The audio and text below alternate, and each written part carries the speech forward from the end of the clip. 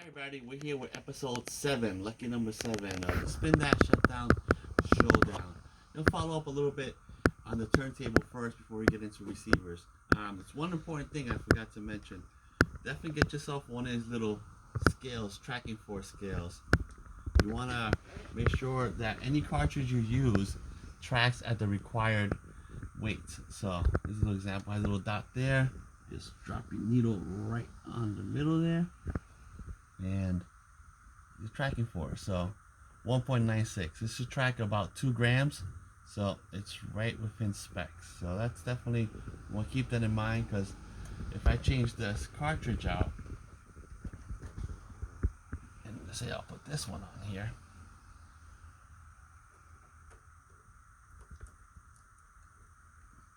this is way heavy. I can feel this. I put it on there.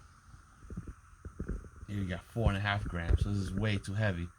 This is only supposed to track about 1.5, 2 grams. So what you do, take this is your weight adjust, slide it back a little bit, and just check it again. Drop it on there. So about 2.5. So that's pretty much, you just adjust it, and once you get to the exact weight, you just go ahead and just, first number here, you just zero it out, and you know you're on point. So that's what definitely recommended when you have a cartridge. See what the tracking force requirement is, and then just get yourself one of those scales. Make sure your needles track at the same force. This will extend the life of the needle and the life of your record, because you don't want it to track too heavy or too light. So receivers. So this goes connected to a receiver. This is going to be your head unit. Everything goes here. Your speakers, your turntable, everything goes on here. So you want to make sure the receiver you have has phono stage. On the back here, there's a, we plug in, it says phono, left and right. The cords usually are red and white. So R is right, so that's an easy way to remember it, and the other one will be left. And then you have your ground here, so you get no feedback from your turntable. So you hook your turntable, you want to go right in the phono, and then the ground here or not, there's going to be feedback coming from your turntable. You must have a phono input on your turntable, on your receiver, so because this has what's called a phono stage. The phono stage is what takes and talks to the amplifier. So the signal comes in through the phono stage, goes to the amp, and then out to your speakers. You can't hook it up to an auxiliary, you can't do anything like that. If you don't have a receiver, you have a newer receiver that doesn't have phono stage, we need to get what's called a phono preamp. The phono preamp would talk to your amp, and you hook up your turntable to the preamp, and the preamp to an auxiliary, and then you have your turntable. But this is kind of just a basic little receiver. It has all the functions. It has a tuner. It has the AM, FM tuner. It does have the phono, has an auxiliary, and it has a tape. So all those things going on here. It has for one set of speakers, and it has a loudness button. So the loudness button, what that will do, once you hit that, it'll actually get louder, or creates a higher frequency in the low end, so you get like a deeper bass, and so have that on there. Some receivers vary in price because of what the functions they have and what they do. You have some receivers actually have a selector for mono and stereo. So if you have a mono record you're playing, you could click that on mono.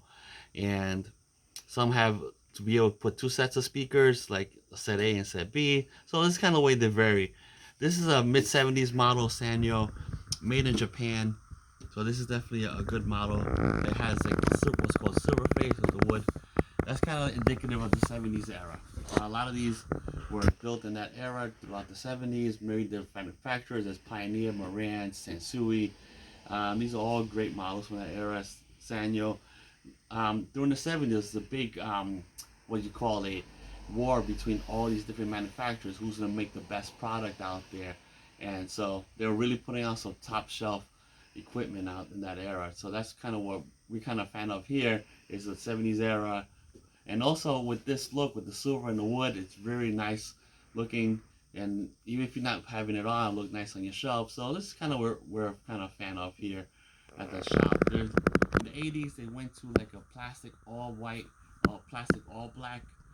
And that's kind of have a different technology, because what happens during the 70s, you have a system in where it's transistors, resistors, and things like that, and later on it went to all circuit board technology. So if you want to take a quick look inside here, that's kind of what it looks like inside. All little circuit boards with transistors, resistors, and things like that. A lot of times what happens with these, they get older. It's actually really clean inside because we actually got it all clean, but sometimes you get a little staticky involved and things like that in here. So what happens, there's little pots, what they call pots, because it actually looks like pots. Let me take a little quick video of that here. So I don't know if you can see inside.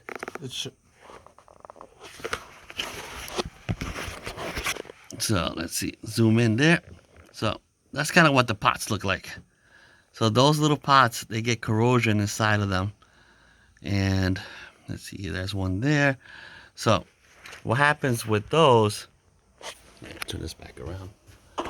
So what happens when they get corrosion? So this is going to be your best helper. This is deoxit spray.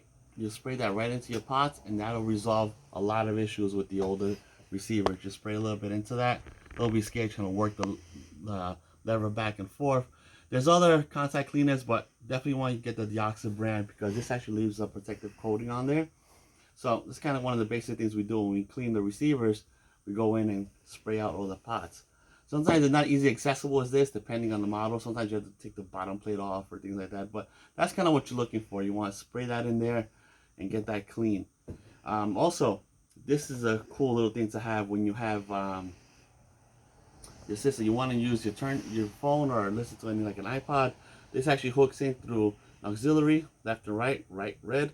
And this goes right into your phone, so you actually play stuff off your phone. Even though this is 70s technology, you can still hook in your 2020 phone into here and listen to anything that you have recorded in your phones.